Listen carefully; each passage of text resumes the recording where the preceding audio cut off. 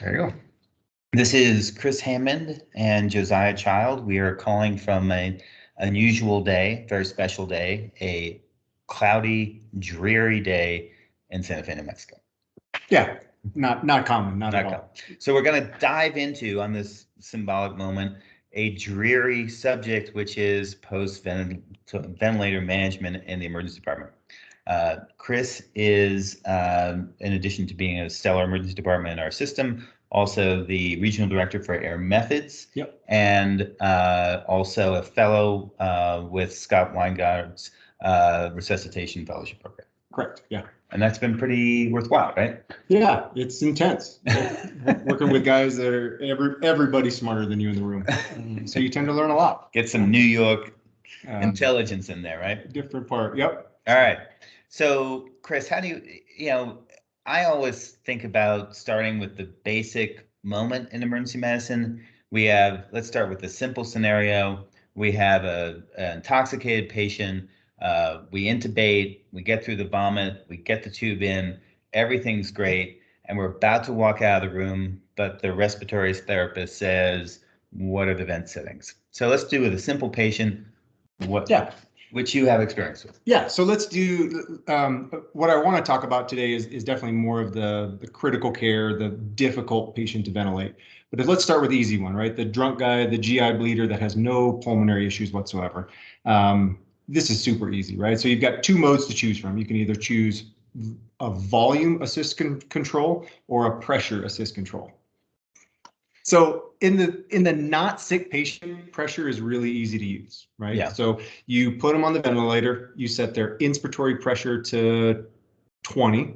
Okay. Right. So the amount of pressure forcing air in is going to be 20 centimeters of water, and you set them at a PEEP of 5. Okay. So pressure control, pressure at 20, PEEP of 5. Right. Okay. I can know that. And then what do you do with that is you check their exhaled tidal volume. Okay. Why would I do that? I've already left the room. All right, so your respiratory therapist will do this for you, but you want to know how much they're exhaling. So then you know how much, because you have not set a volume, right? So you set a pressure. Right. When you set a pressure, you have to monitor volume. Okay. When you set a volume, you have to monitor pressure. Okay. Got it. It's the opposite. Right. Yeah. Paradox. Okay. Paradoxes. Yeah. Okay. So you put this patient on pressure 20/5. You then check your exhaled tidal volumes, and you're getting a tidal volume of 500. Okay. Your job's probably done, right? On an average male, or females maybe a little bit lower, you need 6 to 8 milliliters or cc's per kilogram of their ideal body weight. Yes. You can look up an ideal body weight chart and figure out what their tidal volume should be. And that's what we saw even on the EMA algorithm, that 6 to 8 milliliters per kilogram is kind of what you want to be shooting for volume. Right. Okay. And on a patient who doesn't have primary lung problems, you don't care near enough about measuring all those things. You set their pressure at 20/5. They're getting a tidal volume that seems to be about right for their body weight, and their SATs are fine and their end tidal's fine. You can kind of stop thinking about the ventilator. Got it. So mode 20 PAC, we want to see the pressure at 20 and the PEEP at 5, and we want to see the end tidal CO2 in what range? 35 to 45 is your normal end tidal. Okay. Okay. And if all that's normal, go back to whatever you're doing, your trauma resuscitation, your GI bleed resus, you just can kind of take that off your plate, which is what's nice about pressure move. Got it. So PAC 20, pressure, PEEP of 5, and around 35 to 40 for your end tidal. Yep. Got it. 25, 35. Got it. Yeah. Okay. I can remember that. Those are not my hip sizes. So all right. So here's what I really wanted to talk about. Okay. In our ventilator strategies, we really talk about two different strategies. And this is for sicker patients. Okay. So COVID is a really good example of that. Okay. So vent strategies, you've got two different pathways. You start with obstructive lung injury, which is COPD and asthma and nothing else. So things that wheeze, that corner. Yeah. Okay. And we're gonna put a pin in that and talk about this later. Okay. Good. The other side of this is in the EMA algorithm, we talk about it as a non-obstructive lung injury, or often people refer to it as acute lung injury ventilation strategy. Okay, so that's like things you see that are white on that CT scan. Yeah. Got it. Yeah. Okay. And everybody else. Okay. Except COPD and asthma. Got it. So you can put your drunk and your GI bleeder on this and there's no problem. It's just there's some thoughtfulness that has to go into how you set this up. Okay. And so that's what we're going to work through here. Great. All right, let's do it. So let me share my screen with you. And I want to draw a few things that we talk about this. So again, we're talking about the acute lung injury pathway, not the obstruction. Yes. Okay. Okay. So acute lung injury pathway, there are basically 4 buttons that we talk about in your difficult to manage patient on a ventilator and how you can adjust those settings to optimize your vent strategy. So we're going to talk about tidal volume, your respiratory rate, your flow or I to E ratio, which is probably the one I care about the least. And then we're going to talk about PEEP and FiO2. Okay. Okay. So each of these buttons has basically, the way I describe it is what does this button solve? What problem does this solve? I'm going to give you the answer and then we're going to dive into this. So your tidal volume button is really your protection button. Aha. Now I remember this from Scott Weingart that he used to say that a broken lung was like a broken bone that you don't want to move it too much. Right. And so we're splinting the lung with this as much as we can. Right. So the idea is if you take your CT scan of your COVID patient, let's pretend like this is your heart and these are your lungs, you've got all this crud just everywhere, right? All of this tissue is not able to be ventilated like normal lung tissue, right? So it can't hold the same capacity in your thoracic cavity as when you have normal healthy lungs. And in fact, it's bad for us to be shoving air into it and sucking air out. Right. So the more you put in and the more that leaves, you cause more shear forces on the lung tissue, which causes more trauma. Right. Okay. So all of this comes from the ARDSNet trial. And what they talk about is in the protection mode. Let me give you a little better screen size here. So tidal volume equals protection. Yeah. Is basically that you need 6 to 8 milliliters per kilogram of your ideal body weight. Okay. So this is, again, your lungs can hold a lot more than this, but this is what we're talking about as a safe protection strategy. Okay. But now I'm worried, I'm anxious. When you say we're going to ventilate less, I'm concerned that, well, they're going to be able to oxygenate with less air moving in and out. Right? Yeah. I'm getting anxious about that. We're going to get, so there's a domino effect to all of this.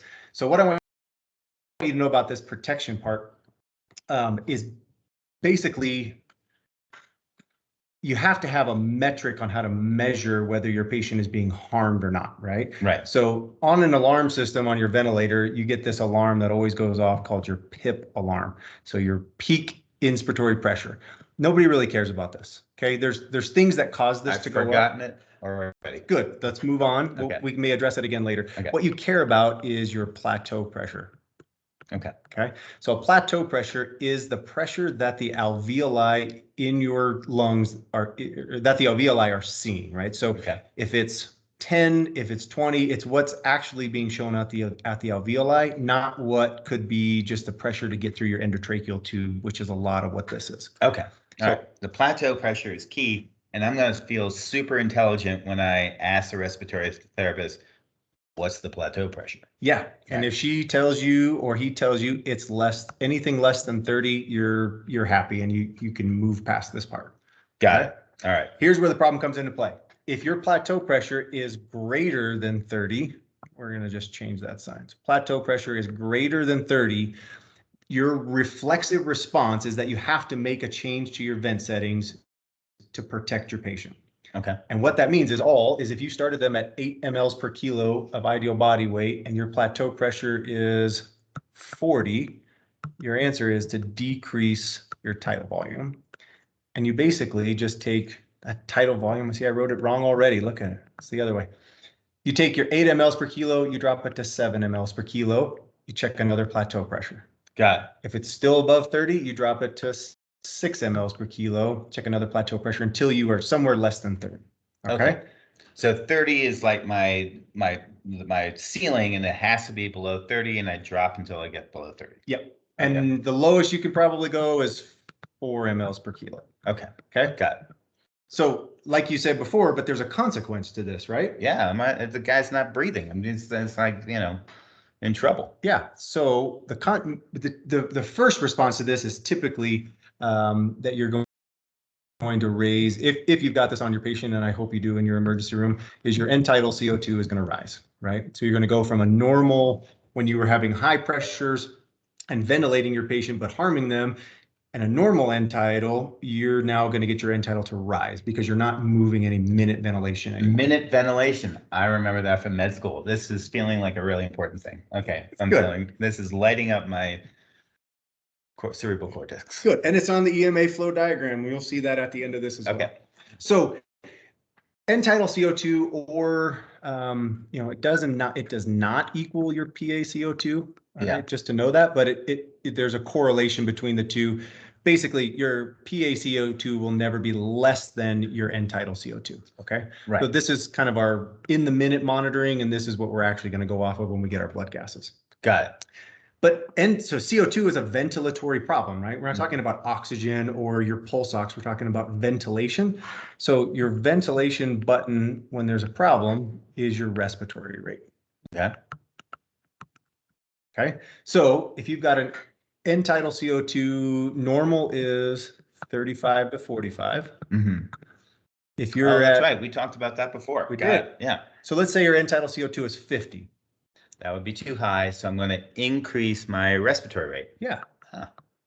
Easy. So you increase your respiratory rate. And why is that, right? So if your end tidal is high, it means basically you've got too much carbon dioxide in the system and it's concentrated. Right. Right. It's sitting too long and it's concentrated, so you need to blow off more. Right. Okay. When it's low, conversely, like in most acidotic patients, because they're hyperventilating, that's a different lecture on acidosis and intubation, but it's the compensation of you're blowing off so much CO2 to try to correct an acidosis, right? Right. Okay. Most of the time, what you're going to see on these patients when you're in the lung protective mode is their end tidal will start to rise because we have not corrected the minute ventilation that we're going for. Okay. Okay.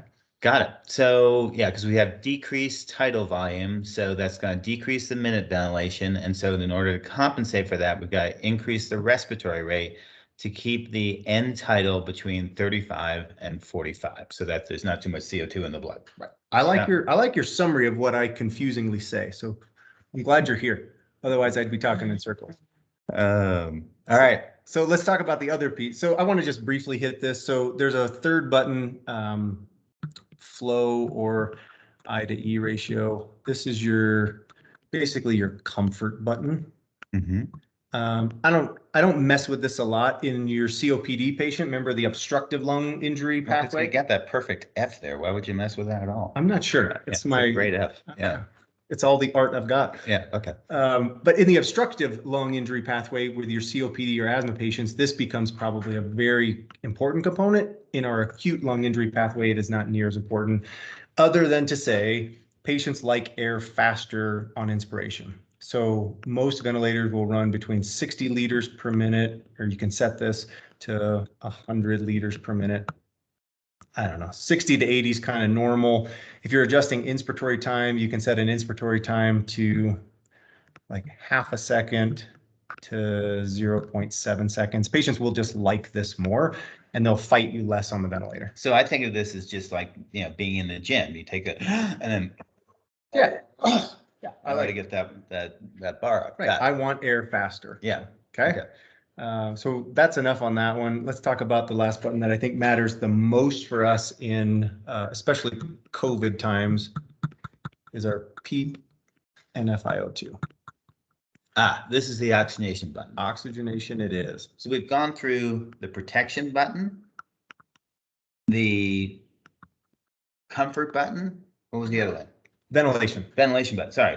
Protection, ventilation, comfort, and now we're to oxygenation. Right. Great. Okay. Okay. So what you will always find when it is basically most providers are comfortable adjusting FiO2. They have no problem turning it from a 40% FiO2 to 100% FiO2 for a hypoxic patient, right? Where you find this difficult for most providers to start to understand is that you're not trying to just flood alveoli with oxygen. You're trying to increase mean airway pressure for a longer period of time. And that's where we're going to get true oxygenation in our sicker patients. Now I understand, because this is back to the Scott Weingart thing of that you've got, let's say in a pneumonia case, you've got alveoli that have true pus in the alveoli, not going to get better. But around that, you have alveoli that you want to not open and close very quickly, but splint or open, Yeah, so that they're able to exchange oxygen, but not that you're not injuring them. So by popping those transition zone alveoli open, you're going to improve the oxygenation without potentially harming the at-risk. yeah, it's the idea of these shear forces, right? Right. So if you set, let's just do a little inspiratory curve here. So let's say this is a pressure of 0. This is a pressure of inspiratory pressure of 25. Well, we'll try it as that. So this is the delta, between your exchange of gas, right? So you've got a pressure of 0 and a pressure of 25, and your air is going to move and your alveoli are going to open and close along this pressure, right? Got it. In a sick lung, this is where injury occurs. So you want to decrease this delta between expiration and inspiration. So if we set a PEEP at 15 and the patient never really comes down to this baseline, we've only got shear forces that occur in this range. Got it. And not this entire range. So this is the idea of splinting a lung open. Stills allow for oxygenation, stills allow for ventilation. Got it. And when you get into modes that are beyond what most of us do in the emergency department, but APRV is basically this, right? It's you take a patient, you leave them at a higher mean airway pressure, right?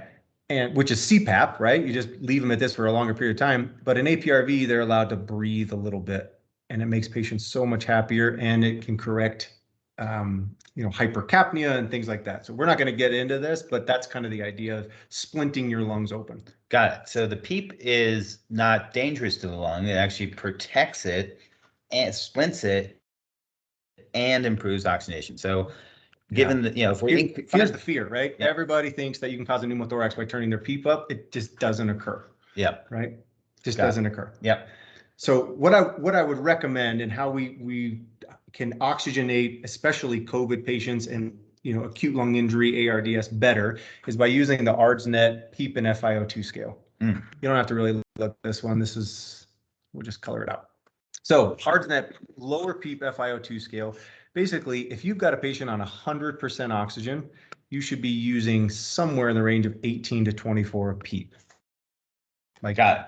Because if you're on 100% oxygen, assuming that it's not a cardiac shunt, assuming that it's a lung problem, then you want to be maximally splinting at-risk alveoli. Right. Got it. That's how you start to begin to correct this problem. Instead of just flooding them with 100% FiO2 on a PEEP of 5, you're actually now correcting some of this shunt, or protecting in the shunt problem and the shear force problem. Got it. Okay. So that's pretty good. This is the scale, okay? You don't have to abide by this and have them on a 0.6 FiO2 and a PEEP of 10. But the idea is to walk these up together and not flood them with oxygen and then just up your PEEP. You should thoughtfully kind of move these in conjunction. Got it. Okay. So this all put together is really what the EMA's post-intubation flow chart looks like. You can't see it on my slides very well, but it really starts off here at the top of 1. You should probably intubate your patient before you put them on a ventilator, and here's some key things you should do with that. Probably one of the things that we forget about the most is to elevate the head of the bed 30 degrees. Yes. I like that idea. I frankly intubate with the head of the bed at 30 degrees. I get a stool on the back, and then so I'm up a little higher, and then I intubate them if I think there's a risk of vomiting. Yeah, good idea. So that's step 1. Step 2 is when really the ventilation strategies start. To the right here is your obstructive or COPD or asthma patient. To the left on this side is your acute lung injury pathway. Okay. And what you'll see first is you set they talk about it as setting the minute ventilation, which is your tidal volume and your respiratory rate. They give you a little thought process in here about your severely acidotic patient, if their pH is 6.8, and how you can kind of compensate and correct some of that. Different lecture in this series, hopefully. The second thing you do is then, again, setting your oxygenation, which is your PEEP and FiO2. Got it. if they're hypoxic versus not hypoxic, is there shunt involved? All the thought process behind it, but really like set your PEEP and your FiO2 and move them together. Excellent. And that was the bottom of the first one. And then what do? Right? So you've said all this. The first thing, we talk about getting an ABG, but really your end-tidal CO2 is a great start of your ventilation management. So I start with end-tidal CO2, and if it's too high, I start to adjust my respiratory rate. And then you're going to check your plateau pressure. If it's greater than 30, you're going to start to make some adjustments in their tidal volume. And then you get an ABG and you kind of rinse and repeat, right? So it's, you look at your PaCO2, you look at your plateau pressures and your SpO2, and you kind of modify and fine tune all the way down until this patient is as optimized as they can be. Got it. So what I'm getting at is this is basically how to prevent an absolute seizure when you look at a vent. So that you want to look at those knobs and categorize them as protection, ventilation, oxygenation, and flow. Right. And so that makes that easy. Now I can look at the ventilator and not space out. And that the other thing is that the major thing that you're trying to decrease in an acute lung injury patient is that plateau pressure. Right. The acidosis and carbon dioxide you're going to fix with your minute ventilation, usually with your respiratory rate, because you've already dropped down your tidal volume. And you're going to use PEEP to assist with your oxygenation and therefore your splinting of the lung in the acute lung injury patient. Right. That sounds like something that we can do. It's manageable. Yeah, I'm seeing the clouds part now that I'm looking there. It's time for time for a bike ride because my OCD's kicking in here. ADHD's in hype. Excellent. So before we medicate, I think that makes sense, and we'll talk more about obstructive pathways next time. Yep, sounds good. Right. Thank you. Yep.